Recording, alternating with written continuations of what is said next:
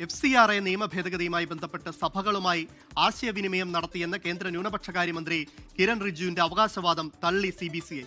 സർക്കാർ ക്രൈസ്തവ സംഘടനകളുമായി ഒരു ചർച്ചയും നടത്തിയിട്ടില്ലെന്ന് CBCI deputy secretary father Mathew Koyikkal പറഞ്ഞു. ബില്ലിനെതിരെ നാളെ പാർലമെന്റിൽ പ്രതികരിക്കുമെന്ന് പ്രതിപക്ഷ എംപിമാർ വാക്കു നൽകിയെന്നും ഫാദർ മാത്യു കോയിക്കൽ പറഞ്ഞു.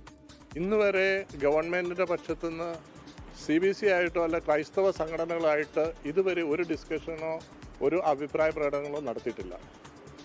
അതുകൊണ്ട് അദ്ദേഹം പറയുന്നത് എന്താണെന്നുള്ളത് നമുക്ക് മനസ്സിലാകുന്നില്ല.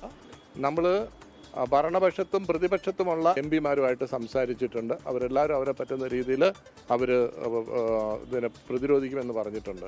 ഭരണപക്ഷത്തുള്ളവർ എത്രമാത്രം പ്രതിരോധിക്കുമെന്നുള്ളത് എനിക്കറിഞ്ഞുകൂടാ. പക്ഷേ പ്രതിപക്ഷത്തുള്ള എംപിമാർ നമ്മൾ കോൺടാക്ട് ചെയ്തവർ അവർ ഇതിനെതിരായിട്ട് പ്രതികരിക്കുമെന്ന് പറഞ്ഞിട്ടുണ്ട്.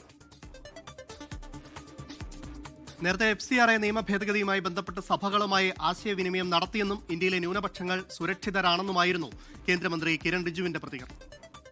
There are some rumors spread by the Congress Party and Communist Party in Kerala that Government of India is bringing FCRA to stop the activities of various religious organizations.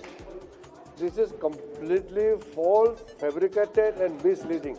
They should not spread lies. The bill is being proposed in the parliament and it is not for any one religious group. Arjun പീതാംബരനുണ്ട് ഡൽഹിയിൽ നിന്ന് വിവരങ്ങളുമായി. അർജുൻ, ഈ FCRA നിയമ ഭേദഗതിയുമായി ബന്ധപ്പെട്ട നേരത്തെ സഭകളുമായി ആശയവിനിമയം നടത്തിയെന്ന് കേന്ദ്രമന്ത്രി പറയുന്നു. പക്ഷേ ആ അവകാശവാദം CBCI തള്ളുകയാണല്ലേ? അമൽ, തിരഞ്ഞെടുപ്പ് ചൂടിനിടെ വളരെ പെട്ടെന്നാണ് ആ ഒരു വിവാദങ്ങളുടെ നടുക്കിലേക്ക് ഒരു ചർച്ചയായി FCRA ബില്ല് വന്നു മാറിയത്. നാളെ ഈ ഒരു ബില്ല് ലോക്സഭയിൽ ചർച്ചയ്ക്ക് എടുക്കുന്നുണ്ട്. നാളെ തന്നെ പാസ്സാക്കാൻ വേണ്ടിയിട്ടുള്ള നീക്കങ്ങളും നടക്കുന്നുണ്ട്. ഇതോടുകൂടി സഭയുടെ കയ്യിൽ നിന്നും കാര്യങ്ങൾ പോകുമെന്നുള്ള അവസ്ഥ വന്നിരിക്കുകയാണ്. ഇതോടെയാണ് പ്രതിഷേധം ശക്തമാക്കാൻ വേണ്ടിയിട്ടുള്ള നീക്കങ്ങളിലേക്ക് ക്രൈസ്തവ സഭകൾ പോകുന്നത്.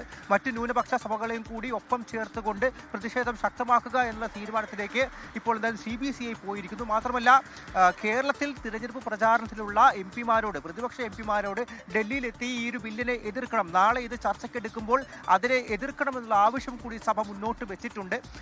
ഡൽഹിയിൽ എത്താമെന്നും ഈ ഒരു ബില്ല് ചർച്ചയ്ക്കെടുക്കുന്ന സമയത്ത് അതിനെതിരെ പ്രതിപക്ഷം പ്രതിഷേധിക്കുമെന്നുള്ള ഉറപ്പ് കൂടി നൽകിയിട്ടുണ്ടെന്നാണ് ഇപ്പോൾ CBCI വ്യക്തമാക്കിയിരിക്കുന്നത്. എന്നാൽ ഈ വിവാദങ്ങൾക്കിടയിലാണ് കിരൺ റിജിജുവിൻ്റെ ഒരു പ്രതികരണം മലയാളം മാധ്യമങ്ങൾ തേടിയതും അദ്ദേഹം ഒരു വിശദീകരണം നടത്തുകയും ചെയ്തത്. അതിൽ തന്നെ അദ്ദേഹം പറയുന്നുണ്ട്, അദ്ദേഹം ഈ ബില്ലിൻ്റെ എല്ലാ വ്യവസ്ഥകളും പഠിച്ചിട്ടുണ്ട്.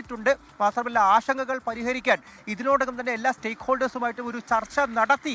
ഇനി ചർച്ചയില്ല എന്നുള്ള കാര്യമാണ് കിരൺ റിജിജു പറഞ്ഞത്. അതുപോലെ തന്നെ ന്യൂനപക്ഷങ്ങളുടെ അവകാശങ്ങളിലേക്കുള്ളൊരു കടന്നുകയറ്റമല്ല, മറിച്ച് ഈ വിദേശ ഫണ്ടിന്റെ ഒഴുക്കിനെ നിയന്ത്രിക്കാനുള്ള ഒരു സംവിധാനമാണ് ഈ ബില്ലിലൂടെ അവതരിപ്പിക്കുന്നത് എന്നുള്ള കാര്യം. മറിച്ച് ഇപ്പോൾ കേരളത്തിൽ ഇടതുപക്ഷവും കോൺഗ്രസും ചേർന്ന് കള്ളപ്രചാരണങ്ങൾ നടത്തി ആളുകളെ ആശങ്കപ്പെടുത്തുകയാണ്, ന്യൂനപക്ഷങ്ങളെ ആശങ്കപ്പെടുത്തുകയാണ്. ആ ഒരു കുഴപ്പം മാത്രമേ ഉള്ളൂ എന്നുള്ള കാര്യമാണ് കിരൺ റിജിജു പറഞ്ഞത്. എന്നാൽ ആ ഒരു വാദത്തെ പൂർണ്ണമായിട്ടും CBCI തള്ളുന്നുണ്ട്. കാരണം ഇതുവരെയായിട്ടും ക്രൈസ്തവ സംഘടനകളുമായി കേന്ദ്ര സർക്കാർ ഒരു ചർച്ചയ്ക്കോ ആശയവിനിമയത്തിനോ തയ്യാറായിട്ടില്ല എന്നുള്ള ഒരു പ്രതികരണമാണ് CBCI നടത്തിയിരിക്കുന്നത്. മാത്രമല്ല, അവരുടെ ഇതിനോടകം തന്നെ തീരുമാനിച്ചിട്ടുള്ള 7 അംഗ കോർ കമ്മിറ്റി, അതായത് മറ്റ് ന്യൂനപക്ഷ ആളുകളുമായി സംസാരിച്ച് പ്രതിഷേധം ഒരുമിച്ച് മുന്നോട്ട് കൊണ്ടുപോകുക എന്നുള്ള കാര്യത്തിലേക്ക് അവർ ഉറച്ചു നിൽക്കുന്നുണ്ട്. ഒപ്പം തന്നെ പ്രതിപക്ഷ എംപിമാർ അവർക്ക് വേണ്ടി നാളെ പാർലമെന്റിലെത്തി ശബ്ദം ഉയർത്തും എന്ന് ഉറച്ച് വിശ്വസിക്കുക കൂടിയാണ് അവർ ചെയ്തുകൊണ്ടിരിക്കുന്നത്. നാളെ ലോക്സഭയിൽ അമിത്ഷാ തന്നെയാണ് ഈ ബില്ല് അവതരിപ്പിക്കുകയും പിന്നീട് ചർച്ചയ്ക്കെടുക്കുകയും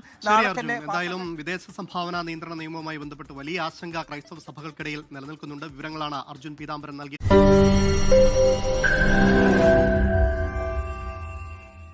ലോകത്തെവിടെയായാലും ഏത് സമയത്തും 24 വാർത്തകളും ഓഗ്മെന്റഡ് റിയാലിറ്റി പാക്കേജുകളും എക്സ്പ്ലെയിനറുകളും വിശദമായി കാണാൻ ഞങ്ങളുടെ YouTube ചാനൽ നിങ്ങൾക്ക് സബ്സ്ക്രൈബ് ചെയ്യാം.